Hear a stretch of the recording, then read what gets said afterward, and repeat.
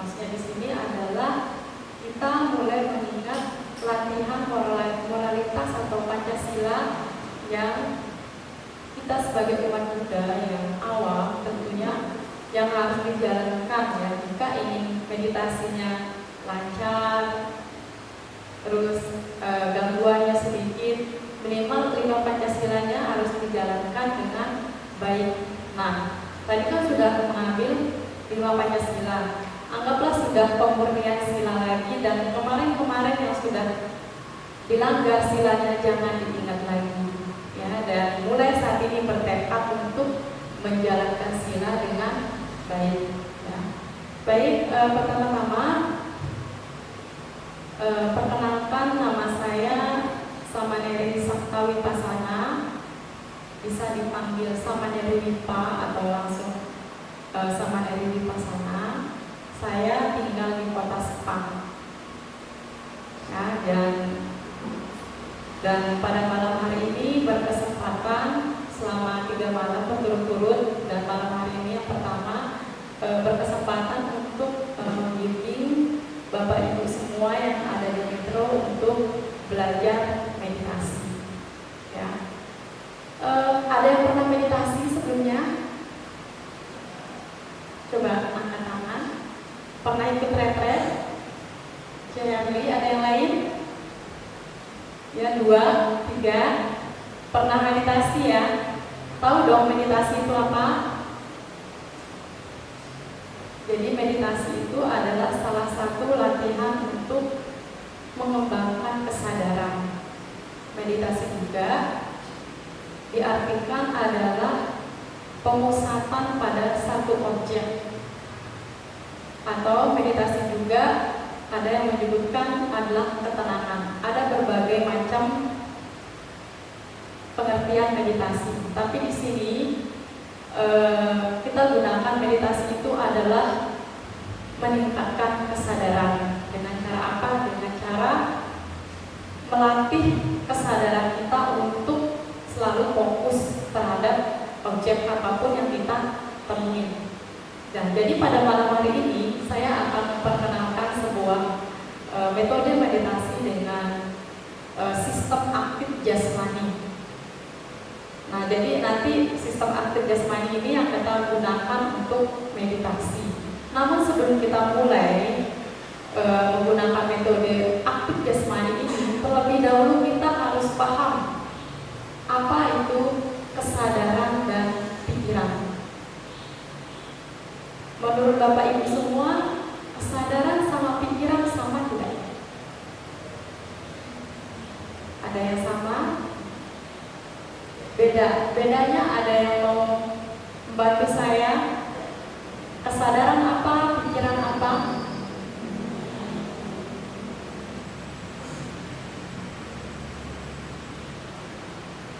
Ya, silakan, nggak apa-apa. Ayo, kesadaran apa, pikiran apa?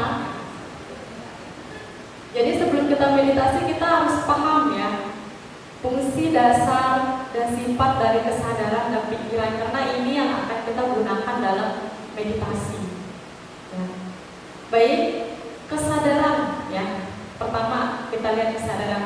Kesadaran itu memiliki sifat yang pertama, dia fungsinya hanya mengetahui. Jadi kita tahu apapun itu fungsi dari kesadaran. Ya. Kemudian yang kedua, kesadaran itu adalah cerminan diri kita. Atau di sini saya sebutnya sebagai tuan rumah, ya. Yang ketiga, kesadaran itu adalah subjek. Pernah belajar SPO di sekolah? SPO kan? Subjek itu apa? Pelaku ya, atau orang pertama. Begitu juga dengan kesadaran, itu adalah pelaku atau orang pertama. Kemudian yang keempat, sifat kesadaran itu atau karakteristiknya adalah dia sifatnya aktif. Aktifnya seperti apa? Aktif dalam menangkap objek. Jadi apapun yang ditemui dia tangkap, ya dia aktif sekali. Nah, terus yang kemudian kelima, kesadaran itu sifatnya netral. Jadi dia ketemu apapun ya udah dia berbaur di situ. Dia tidak punya kuasa untuk memisahkan diri. Tapi itu bisa memisahkan diri kalau kita tahu caranya, ya. Itu adalah kesadaran ya, ada 5 sifatnya. Yang pertama, dia sifatnya hanya mengetahui. Kemudian yang kedua, sifatnya itu adalah dia cerminan dari diri kita sendiri atau tuan rumah, ya. Kemudian yang ketiga, dia adalah subjek, pelaku atau orang pertama. Keempat, dia sifatnya aktif. Kelima, dia netral. Nah, itu kesadaran. Kemudian kita lihat pikiran. Pikiran pertama sifatnya dia menilai, berkomentar, menganalisa, dan lain sebagainya. Itu pikiran. Kalau kesadaran dia hanya mengetahui cukup. Misalnya nih, nah Bapak Ibu lihat bunga di depan, lihat bunga ya. Bapak Ibu ketahui itu adalah bunga, hanya mengetahui itu adalah sifat dari kesadaran, fungsi dari kesadaran. Tapi kalau Bapak Ibu mulai menilai, oh bunganya warna-warni, ada warna kuning, ada warna ungu, dan lain sebagainya, itu adalah pikiran. Jadi pikiran itu menilai, berkomentar, mengontrol, dan lain sebagainya. Ya. Kemudian pikiran yang kedua, sifatnya adalah dia adalah hasil amal masa lampau kita. Jadi berbagai bentuk macam pikiran yang muncul setiap saat di dalam diri kita itu adalah sebenarnya datang dari alam bawah sadar kita. Itu adalah tumpukan karma lampau yang sudah ada di dalam diri kita. Nah, jadi pikiran ini yang harus kita kikis, sedangkan kesadaran yang harus kita tingkatkan ya. Jangan sebaliknya, malah pikirannya yang dikembangkan, malah kesadarannya menurun. Wah, gawat itu. Bisa jadi pikiran yang kontrol. Ya. Jadi pikiran itu adalah karma lampau atau tamu yang datang. Tadi kan kalau kesadaran kan dia tuan rumah ya. Sedangkan pikiran ini adalah tamu yang muncul di dalam kesadaran kita. Nah, kalau tuan rumah ini tidak pernah dilatih, nah misalnya nih, kita di dalam rumah ada tamu nih yang berkunjung ke rumah kita. Terus tamu ini kita sambut dengan baik, kita ajak ngobrol, suguhkan makanan, betah nggak tamunya? Betah ya? Sama dengan pikiran yang muncul ke dalam kesadaran kita. Kan kesadaran dia sifatnya hanya mengetahui dan netral.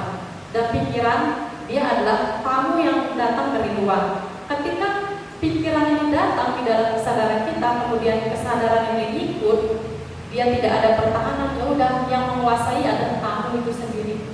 Makanya tidak heran banyak orang stres karena ngikutin pikiran, frustasi karena ngikutin pikiran. Awalnya pikiran disebutkan dalam Dhammapada, pikiran adalah pemimpin, pembentuk, pelopor. Nah, dia adalah pertama-tama dia pelopor. Pelopor itu pertama-tama dia berupa ide ya di dalam mata kita. Kemudian ketika sudah berupa ide, dia memimpin 5 indera kita. Itu pikiran ya. Jadi kita harus tahu pikiran itu apa, kesadaran itu apa.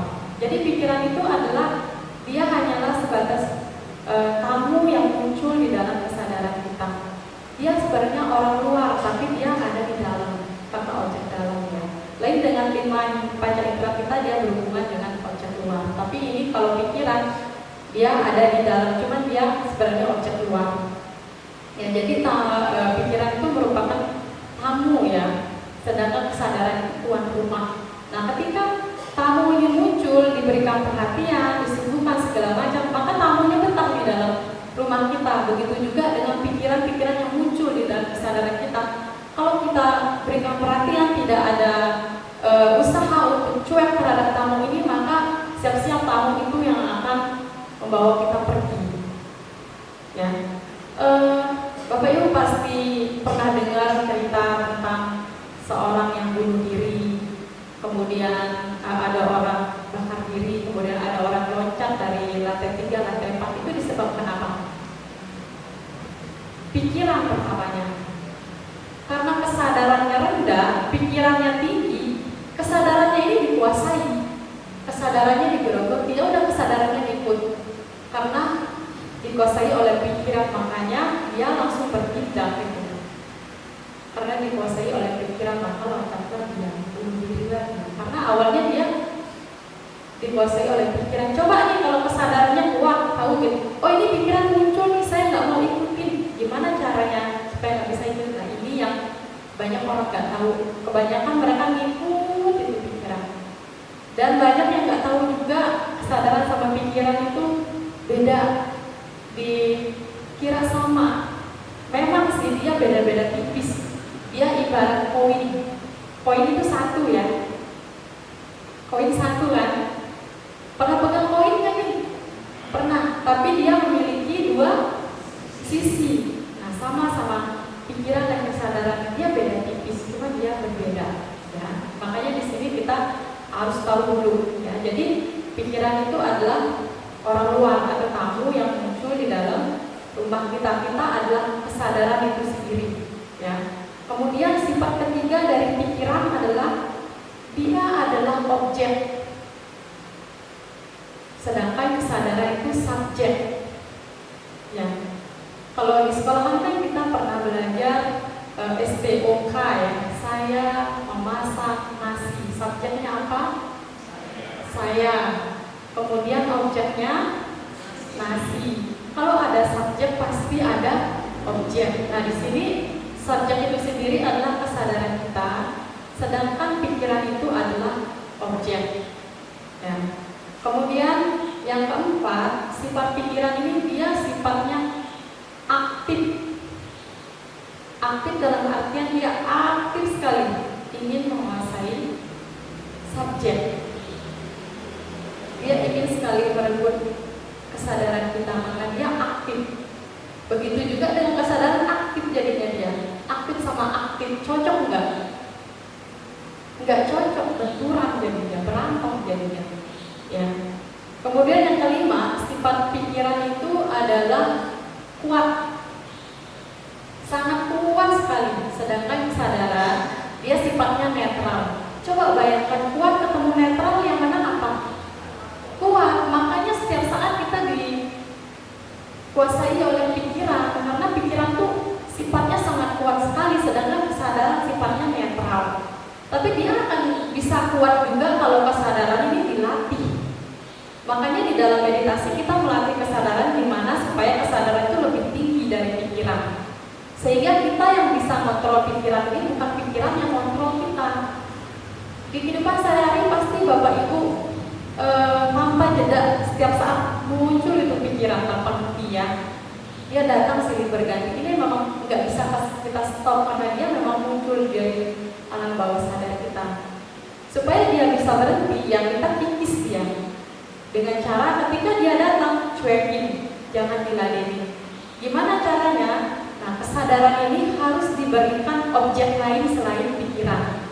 Makanya di dalam meditasi kita mengamati satu objek supaya kesadaran kita bisa bekerja, memperhatikan satu objek tanpa harus ikuti pikiran. Makanya di sini kita akan latih kesadaran kita untuk memperhatikan satu objek. Berikan dia bekerja, jangan kasih dia nganggur. Kalau dia nganggur, pasti selalu diambil oleh si pikiran.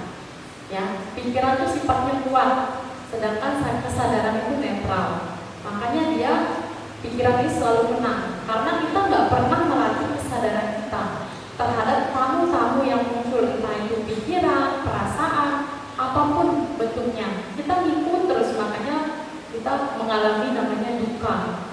Itu kesadaran yang terseret oleh pikiran, terseret oleh perasaan, terseret oleh rasa suka maupun tidak suka. Nah itu kesadaran itu terseret semua itu yang menyebabkan kita mengalami duka. Makanya di sini penting gimana supaya kita bisa melatih kesadaran kita daripada tamu-tamu yang muncul ini. Jadi kesadaran kita harus kuat, ya.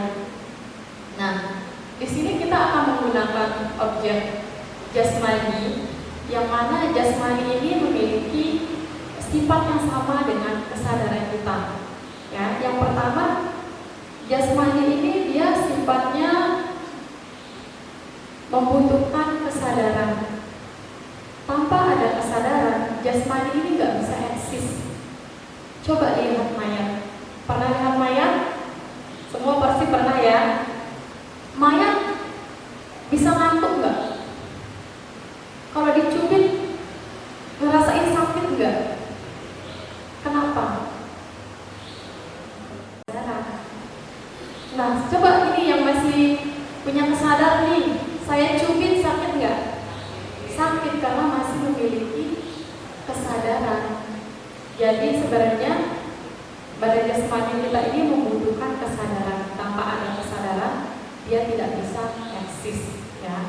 Kemudian badan jasmani ini dia juga adalah hasil buah dari kama lampau kita.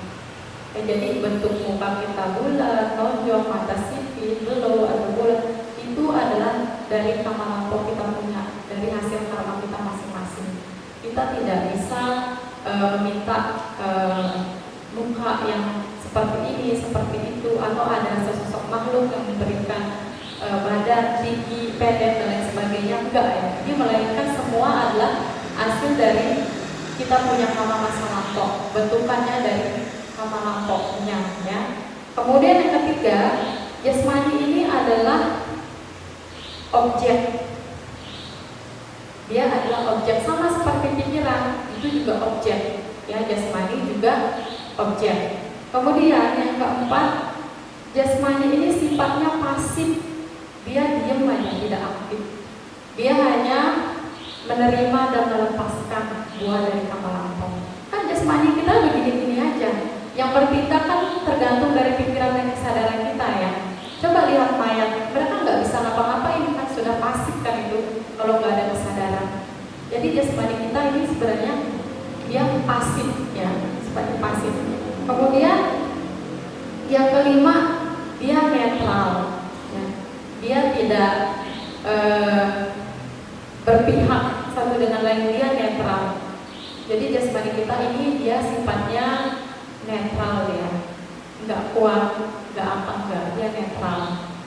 Nah, jadi di sini yang kita gunakan sebagai objek meditasi adalah badan jasmani kita, karena dia memiliki beberapa sifat yang sama dengan kesadaran kita. Ya, coba kita lihat ya. Jasmani sifatnya netral, kemudian kesadaran sifatnya netral. Kesadaran ketemu netral, jadinya apa? Netral juga kan? Coba kalau kesadaran sifatnya netral, sedangkan pikiran sifatnya kuat. Netral ketemu kuat, siapa yang menang? Ya kuat, nah itu yang pikiran. Ya.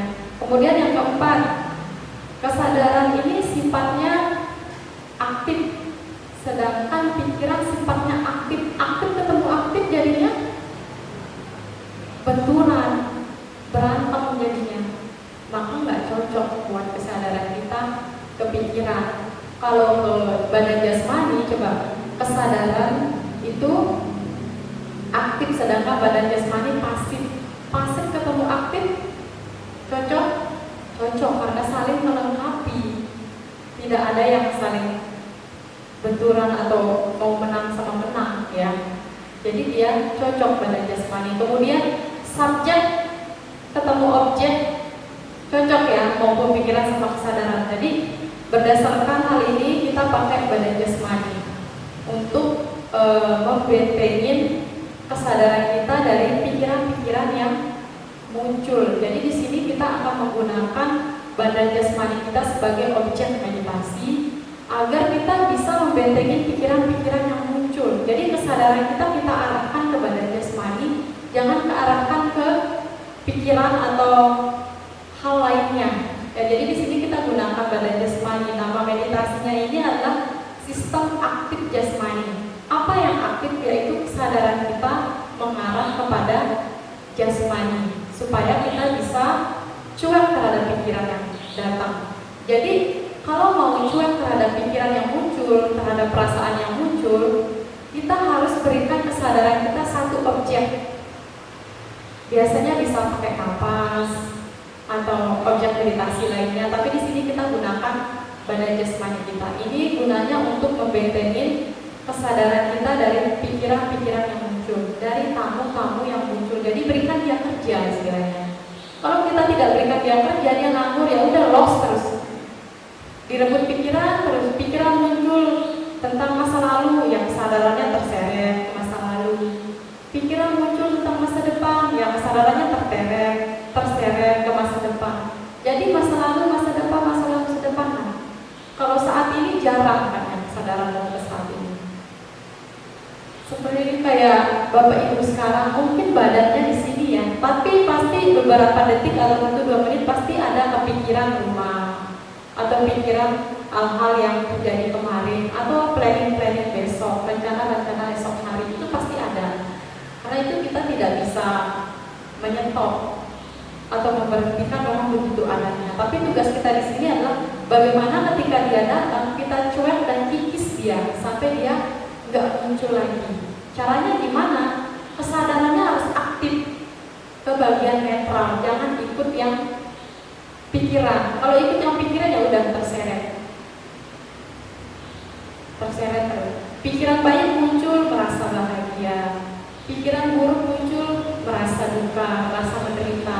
Ini terseret semua jadinya. Makanya kalau kesadarannya nggak mau terseret, berikan dia kerja, baik perhatikan napas atau badan jasmani. Dan di sini kita pakai badan jasmani karena badan jasmani ini kita bawa ya, selalu ada bersama kita 24 jam ya. Jadi kita gunakan badan jasmani karena dia objek kasar juga, jadi mudah dipegang. Kalau napas bisa napas, cuma dia agak susah dipegang. Jadi yang lebih kasar untuk mudah dipegang itu badan jasmani sebenarnya. Kita cukup menyadari badan jasmani. Nah, nanti di sini kita akan berlatih meditasi dengan panduan. Saya akan memutar audio. Nah, di audio ini ada rekaman berupa bagian-bagian tubuh. Nah, tugas kita di sini adalah kita hanya menyadari dan mencatat bagian tubuh yang disebutkan. Misalnya nanti ada kata yang menyebutkan 2 titik rahang bawah, kepala tegak, air dulu tenang. Berarti kesadaran kita di 2 titik rahang bawah. Kalau kepalanya belum tegak, tegakin. Kalau udah tegak, disadari aja. Kemudian 2 titik patah, perut kempis, dada busung. Jadi apapun yang disebutkan kita sadari dan catat, kesadaran kita ada di sana. Ya, jadi nanti rekamannya ada berupa bagian-bagian tubuh. Tugas kita adalah menyadari dan mencatat bagian-bagian yang disebutkan. Nanti kalau pikiran muncul, gak usah diperhatikan, cuekin.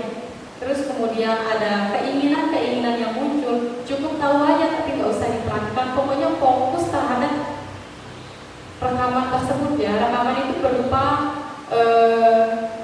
tentang bagian-bagian tubuh kita. Nah, nanti ada beberapa kata mungkin nggak ngerti, jadi saya sampaikan dulu ya sebelum kita praktek. Nanti ada kata yang menyebutkan perut kempis, dada busung, duduk. Berarti di situ kita posisinya perut kempis, dada busung, duduk. Nah, artinya duduk itu adalah kita menyadari postur tubuh kita yang sedang duduk. Ibarat guyuran air dari ujung kepala sampai kaki. Ya, duduk. Pokoknya kita sadari postur kita sedang duduk gitu ya. Kemudian ada kata menyebutkan perut kempis, dada busung, tahan napas, fokus ubun-ubun, duduk sama seperti tadi. Cuman ada tahan napasnya sebentar aja. Ketika kata duduk itu sudah napas normal. Jangan tahan lama-lama ya. Kemudian ada kata menyebutkan ubun-ubun, tancap tulang ekor. Ubun-ubun, tancap tulang ekor. Itu nanti kesadaran kita dari ubun-ubun langsung ke tulang ekor tanpa melewati badan. Jadi kesadarannya langsung lompat ya. Langsung. Jadi cepat ya pencatatannya supaya pikiran itu ya kalau sudah sering-sering ya, pikiran itu justru dia nggak bisa masuk ke dalam kesadaran, karena kita bentengin dengan pencatatan dan penyadaran ini. Ya, kalau kita tidak melakukan ini ya dia masuk terus pikiran itu. Sehingga kita bentengi dengan pencatatan dan penyadaran. Ya. Kemudian nanti ada kata yang menyebutkan tangan kiri maju, tangan kiri mundur, tangan kanan maju, tangan kanan mundur. Itu berarti dari sini kita menyadari maju itu kita alirkan kesadaran kita maju bagian yang gelap, punggung tangan, kemudian mundur di bagian yang terang. Jadi bukan maju mundur digerakin ya. Jadi kesadarannya mengalir, cukup tahu aja dialiri, jangan digerakin. Begitu juga dengan kaki, nanti ada kata menyebutkan kaki ya, kaki kanan maju, kaki kiri mundur. Berarti kesadaran kita maju mengalir bagian yang depan, mundur bagian yang dalam, itu yang terang. Begitu juga sebaliknya yang kiri, kaki kiri maju, kaki kiri mundur. Jadi kesadarannya mengalir, bukan digerakin ya. Nanti saya akan menyetel audio ya untuk panduan kita meditasi. Jadi tugas kita adalah menyadari dan mencatat bagian-bagian tubuh yang disebutkan. Nanti ketika ada pikiran muncul, perasaan muncul, rasa apapun yang muncul, dicuekin. Sebenarnya kita di sini punya hak yang untuk memutuskan apakah kesadaran kita diarahkan ke tamu atau ke objek itu sendiri. Ya, sebenarnya kesadaran itu kita yang memutuskan dia untuk objek mana yang mau diambil, tergantung kitanya mau nggak dilatih kesadarannya. Ya, sebenarnya nanti ada rasa gelisah, khawatir, berbagai bentuk keinginan, pikiran, itu semua adalah tamu sebenarnya yang muncul. Nah, di sini kita mau nggak cuek terhadap tamu ini? Ya, tadi sudah saya katakan gimana cara cuek terhadap tamu ini ya.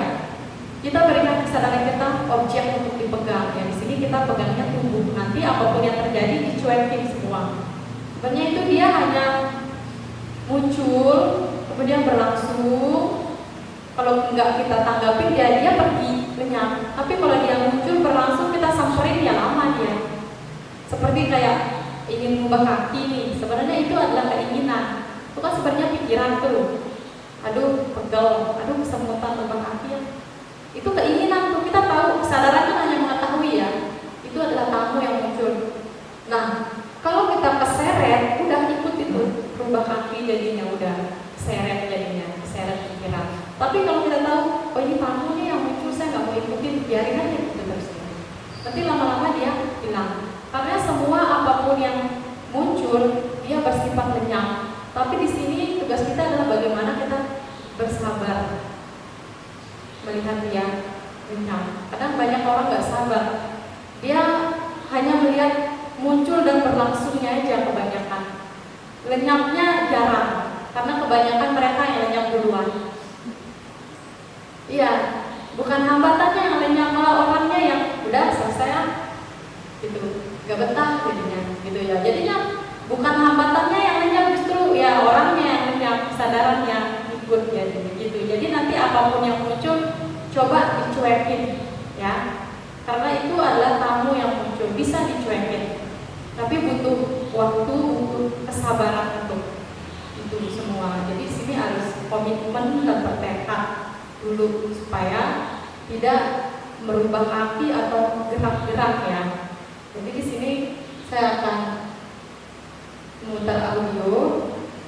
Posisi duduknya kakinya jangan ditindih ya, harus sejajar dengan lantai. Boleh kaki kanan di depan atau kaki kiri depan, yang penting jangan ditindih, jangan bersilang ya, harus sejajar dengan lantai. Jangan saya tindih begini.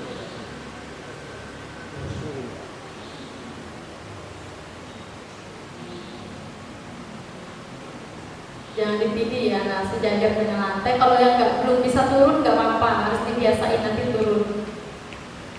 Dan duduknya harus di ini ya, usahakan ininya ada senderannya, takutnya nanti bungkuk. Nah di atasin aja kan kita punya senderannya. Kalau yang udah biasa duduk tegak nggak masalah sih, yang tempat datang, tapi biasanya kalau nggak Tinggi nanti bakal ini merasakan kesakitan. Kakinya jangan ada di depan pusar, bisa menggantung atau ditempelkan begini.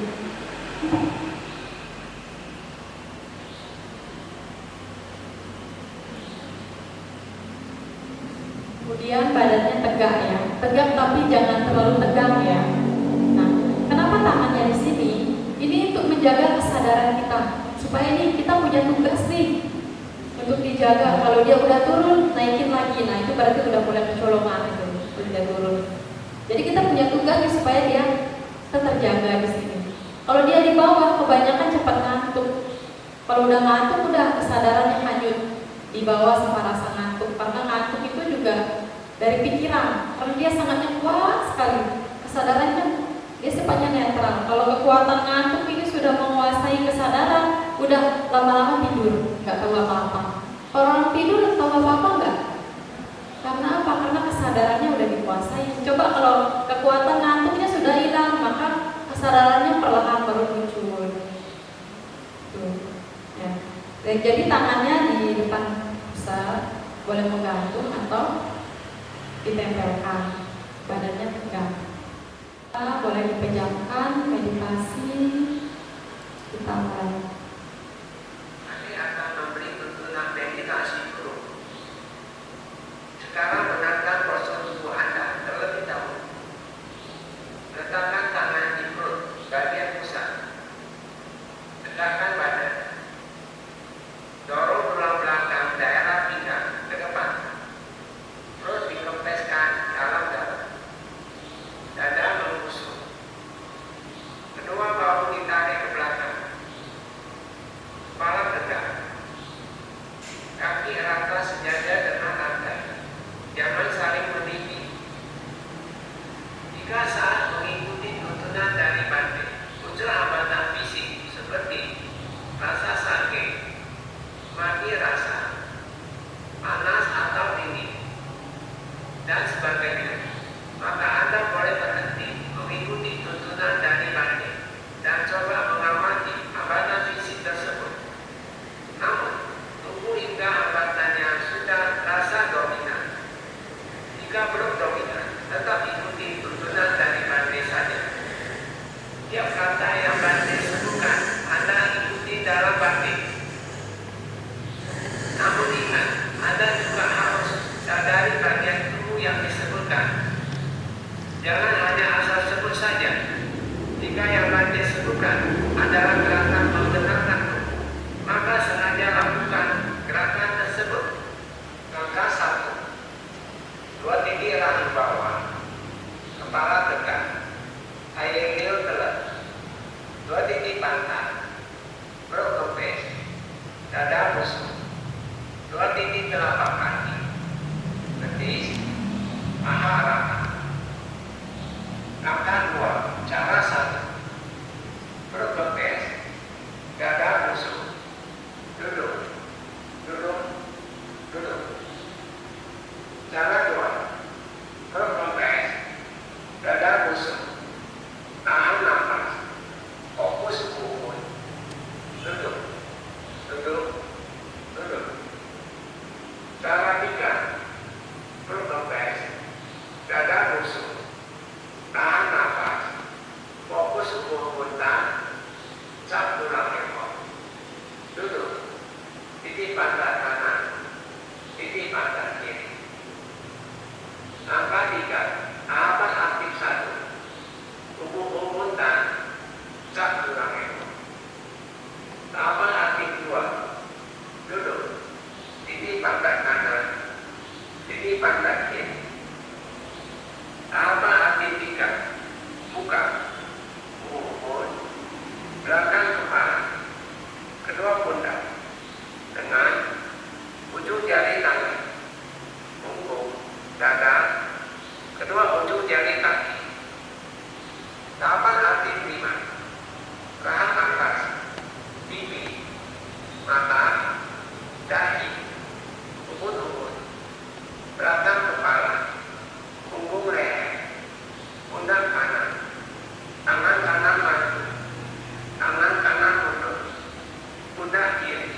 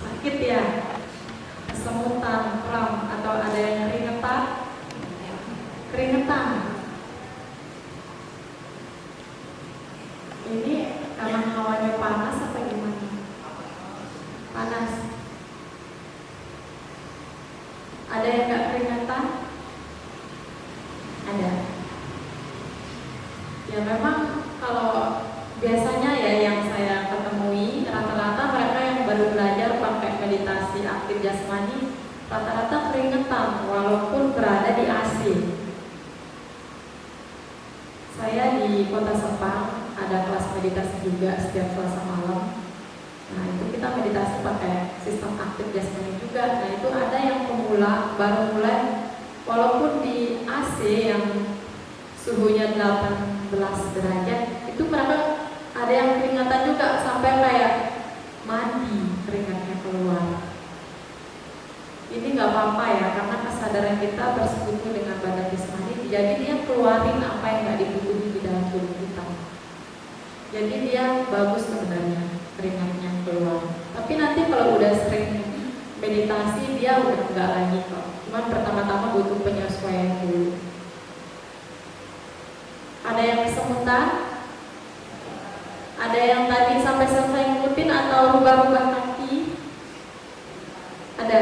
Tidak. Jadi selamat buat Bapak Ibu bisa memenangkan dari segala pertempuran yang ada.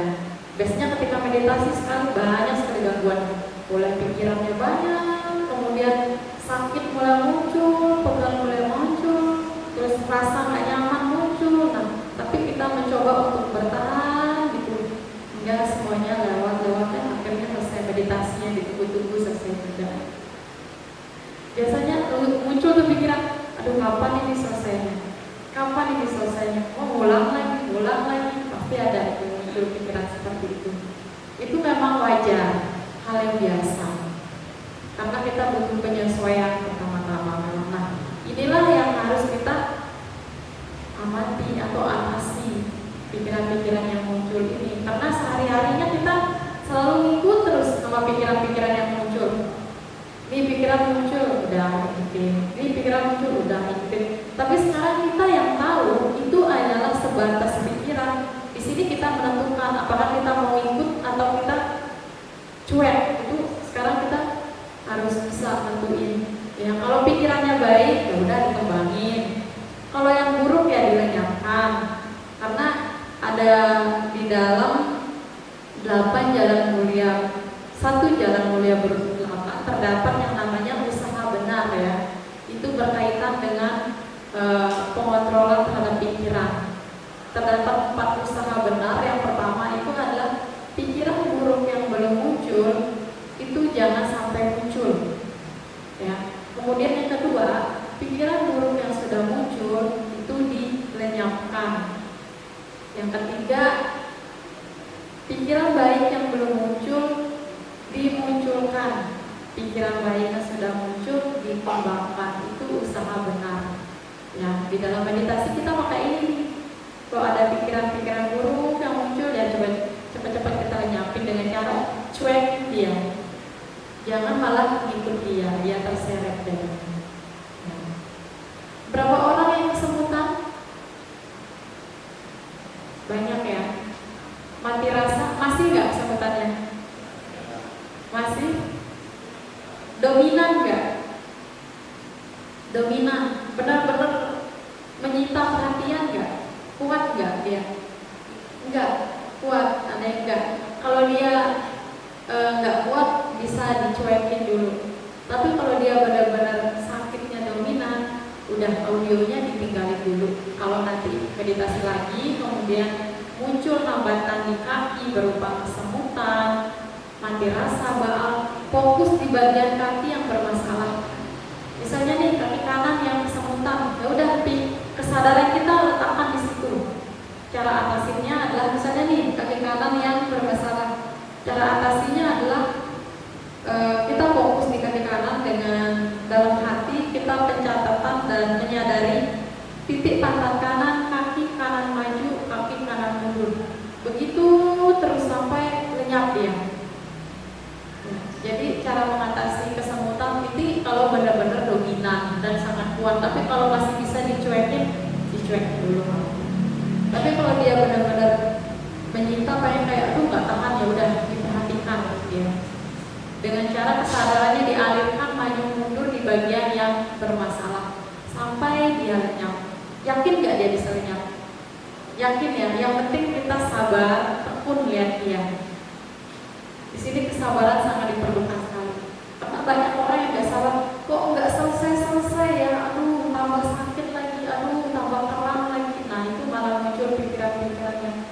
negatif jadinya. Jadi bertubi-tubi kita diserang, belum sakit pikiran lagi, gitu. Nah, kalau ini udah muncul, cepat-cepat dicuekin, tetap fokus. Dia bisa lenyap, yang penting kita sabar. Dan dia butuh waktu juga. Bisa dia gimana 10 menit, kadang dia butuh berjam-jam berbenah. Ya. Tapi kita yakin dia bisa lenyap karena segala sesuatu di dunia ini apapun yang muncul dia bersifat lenyap. Nah di sini kita mau nggak nih lihat dia lenyap? Seperti yang saya katakan tadi, banyak orang rata-rata tidak bisa melihat kelenyapan dari fenomena yang muncul ini. Kebanyakan mereka hanya melihat dia muncul dan berlangsung, nggak sampai lenyap. Bukan kesemutannya yang lenyap, malah dia yang lenyap. Karena menyerah, nggak mau lihat dia lenyap. Jadi ya udah nggak bisa lihat fenomena itu lenyap. Ya. Jadi tugas kita di sini dalam berwipasana, ini ada meditasi wipasana ya, karena kita tidak fokus sama satu objek. Karena ketika ada hambatan yang muncul, kita fokus sama hambatan ini, bagaimana hambatan ini lenyap atau hilang. Dengan cara yang kita atasi sakit datang yang kita lihat sakit itu, seperti kesemutan muncul ya kita atasi kesemutan itu. Nah nanti kalau kita udah bisa lihat dia lenyap, baru kita kembali lagi ke tuntunan audionya. Nah kemudian ada hambatan lagi yang muncul, ya udah atasi dulu hambatannya. Ketika kita bisa lihat dia muncul lenyap, nanti akan ada pengetahuan sendiri. Oh ternyata dia bisa lenyap. Ini yang dinamakan anicca, berubah, bukan dari daun hijau menguning kemudian gugur. Oh anicca itu konsep ya, konsep secara umum. Tapi di mana di sini anicca ini ketika meditasi kita bisa melihat proses fenomena yang muncul berlangsung lenyap, muncul berlangsung lenyap. Itu adalah pengalaman pribadi yang kita alami sendiri.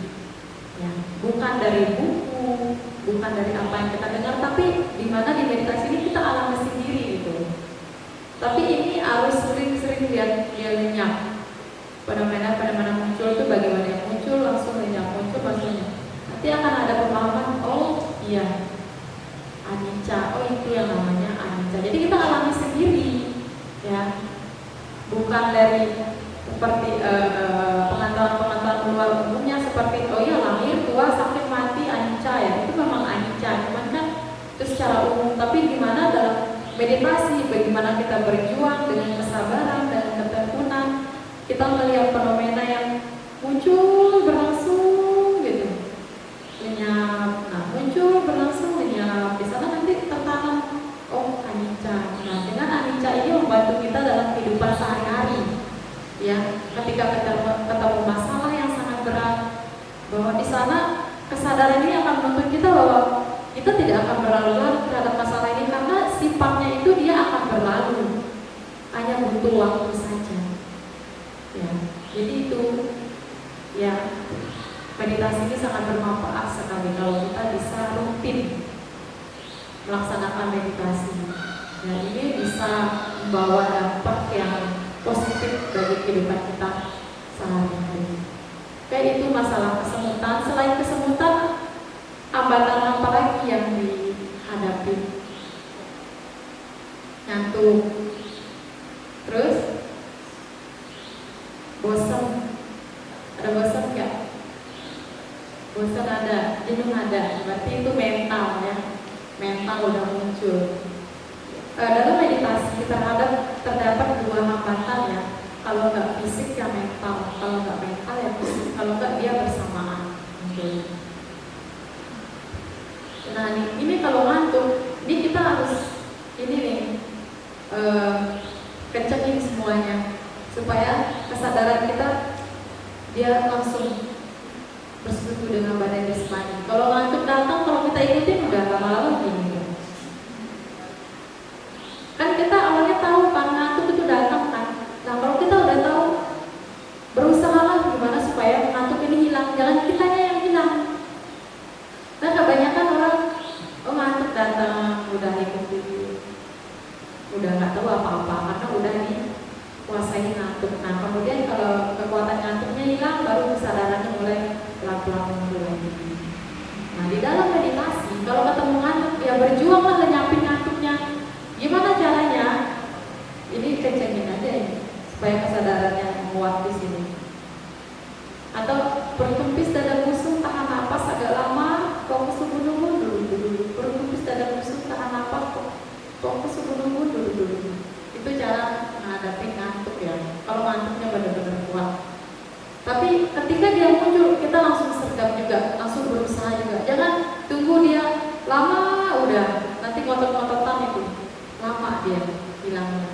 Tapi ketika kita tahu, oh dia udah muncul, udah langsung atasi. Jangan tunggu dia lama dulu, udah kita akan diserang itu. Habis nanti jadinya ke bawah ngantuk.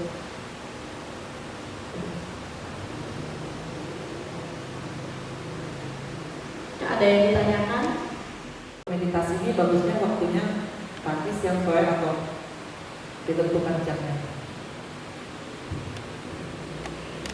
Untuk meditasi sendiri sih tidak ada waktu khusus ya, bisa kapanpun ketika kita ada waktu ya, bisa kapanpun ya. Meditasi al-kerjasama bisa dilakukan ketika bangun tidur, bisa sebelum tidur juga bisa, atau ketika ada waktu luang gunakan untuk meditasi bisa. Jadi nggak ada waktu khusus ya, cuman ya tempatnya ya perlu tempat yang hening, jauh dari keramaian, kemudian keadaan fisik kita juga lagi sehat gitu. Kemudian ya batinnya juga sedang tenang, sedang baik. Cuman kalau lagi batin sedang galau, misalnya kalau diajak meditasi tambah ruwet biasanya ya. Iya, tambah ruwet ya. Tapi kalau dalam vipassana, kalau itu bisa diatasin. Ya, batin yang ruwet apa segala macam itu bisa diatasin. Ya. Karena vipassana itu bukan mencari ketenangan ya, bukan mencari kebahagiaan, rasa nyaman, enggak. Tapi vipassana di sini adalah bagaimana kita menghadapi setiap fenomena yang muncul. Ya, lain halnya dengan samatha ya, dia memang untuk tenang karena fokus sama satu objek, nggak mau tahu terhadap hal-hal lain yang muncul. Tapi di dalam vipassana, apa yang muncul itu yang kita amati, kita lihat, apa yang dia lenyap, baru ada lagi yang lain, amati, lenyap dia. Nah, jadi bukan cari ketenangan di sini. Di sini dari vipassana ini adalah yang didapatkan adalah pengetahuan tentang apa? Tentang anicca, dukkha, anatta. Ini dari vipassana. Itu lebih banyak pandangan terang. Ya, kalau yang samatha lebih ke ketenangan batin aja.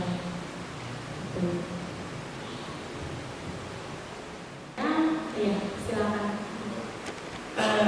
Nama budaya. Oh ya, namanya siapa? Saya lupa tadi. Agus ya. Ya, tadi itu Bante, saya sempat seperti kayak hilang keseimbangan beberapa kali itu. Kira-kira apa itu Bante? Hilang keseimbangan, tiba-tiba ngeblank gitu ya. Ngeblank gitu-gitu ke kosong, tiba-tiba langsung muncul lagi. Oh, itu berarti kecolongan pikiran biasanya masuk situ. Iya, pikiran masuk di situ. Dia diselangitkan pikirannya udah, tapi lama-lama muncul lagi. Itu pikiran biasanya masuk ke pikiran. Ngeblank kan jadinya, tahu-tahu udah sadar lagi. Ya ngeblank ya, terus kayak orang kayak jatuh gitu kan. Oh iya, itu pikiran udah masuk sih. Udah masuk pikiran, iya. Itu udah mau masuk, mau keseret. Cuman kalau kita tahu, kembali lagi ke objek awalnya. Ya. Cukup ya, bagus. Iya. Pasti pikiran itu adalah negatif Bante. Gimana? Pikiran yang muncul itu pasti negatif. Tidak semua. Ada pikiran baik, ada pikiran buruk. Ya. Jadi tidak semua pikiran yang muncul itu negatif. Kan kalau kita ingin berdana, itu pikiran baik bukan? Pikiran baik.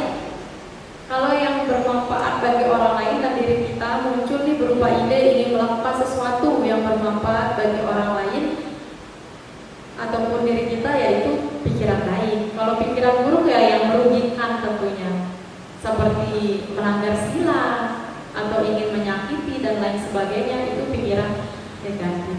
Jadi nggak semua pikiran yang muncul itu negatif, tergantung nih dari alam bawah sadar munculnya apa. Saya mau nanya, ketika kita mengempiskan perut sama mengembangkan perut ini, apa harus selalu diikuti perutnya mengempis, mengembang, bergerak terus? Enggak, kita hanya penyadarannya hanya sekilas saja tanpa menganalisa, menilai, jangan. Itu cuma sekilas saja. Kalau menelan juga Itu kan kalau ada air lerut ya ditelan, kalau nggak ada ya cukup disadari aja. Nggak mesti harus telan ludah, nanti kering nanti ininya ya. terus sama posisi merasakan ujung kaki itu apa semua jari-jari kaki apa? Satu Gimana? kaki harus konsen di ujung jari kaki itu maksudnya 5 Sadari ujung jari kakinya aja, disadari. 10 jari kaki. Iya, disadari. Kedua ujung jari kaki. Jadi kesadarannya di sana, disadari. Iya. Kita tidak ada penilaian, tidak ada komentar, hanya cukup tahu aja. Iya, cukup tahu. Kalau kita ada penilaian, komentar, ya udah kita di situ aja berarti. Di sini tuh pencatatannya harus cepat ya, penyadarannya harus cepat supaya kita nggak kecolongan pikiran. Ya, coba kalau kita cepet, nggak ada jeda, pikiran nggak bisa masuk loh. Karena kita fokus kan sama badan jasmani, aktif jasmaninya. Sehingga pikiran ini mau masuk karena kita selalu sadari catat, dia mental.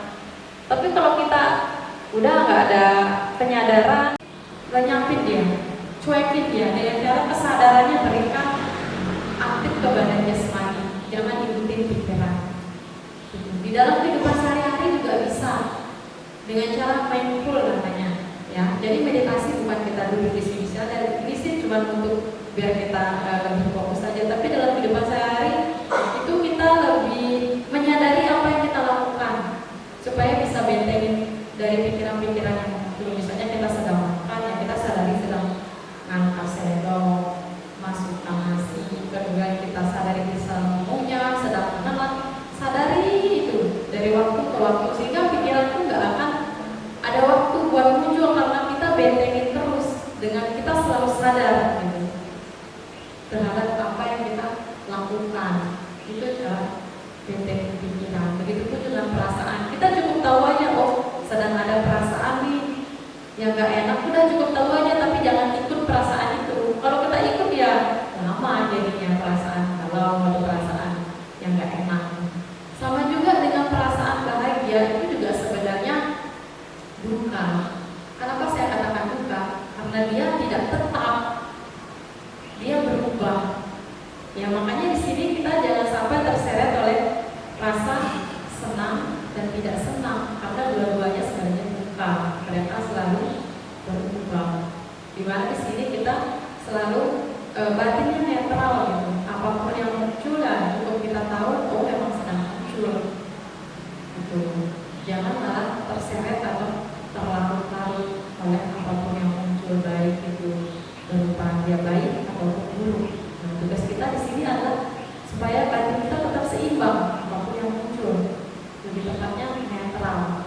Gitu. Sehingga ketika apapun yang muncul kita tidak merasa gimana-gimana, nggak merasa baik, nggak merasa buruk, karena kita apapun yang muncul udah emang begitu adanya. Gitu. Kita melihat segala sesuatu itu sebagaimana adanya, itu adalah tujuan sebenarnya dari meditasi vipassana. Kita melihat segala sesuatu itu sebagaimana adanya tanpa menebeli, tanpa berkomentar, tanpa menganalisa, ya udah begitu aja. Ketika ada sesuatu yang muncul, yang buruk muncul, ya udah cukup tahu, oh sedang muncul. Ketika baik muncul, oh ya sedang muncul, udah berlalu. Ya kan cuma muncul berlangsung lenyap, muncul berlangsung lenyap, begitu terus. Gitu. Jadi ini tujuan vipassana. Jadi biasanya setelah meditasi kita biasanya baca mental chanting, kemudian nanti itu kita akhiri dengan menyatakan tekad berjuang. Ya. Silakan ada antar, kemudian ambil ini sikap wajar saat terjadi.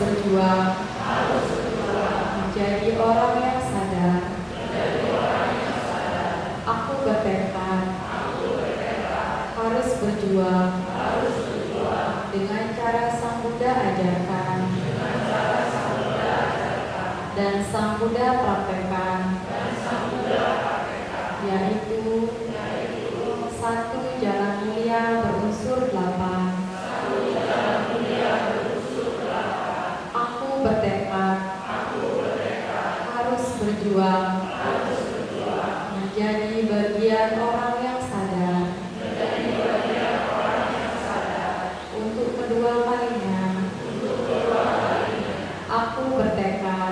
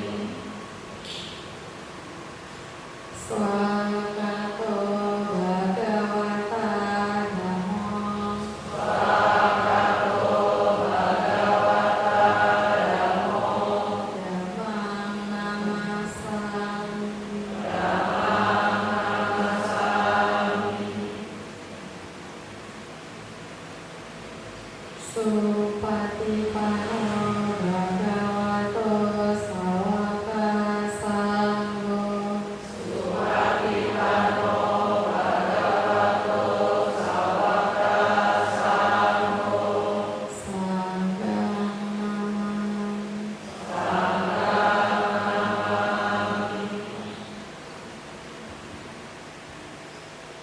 Sabesata Bhavantu Sukitata. Semoga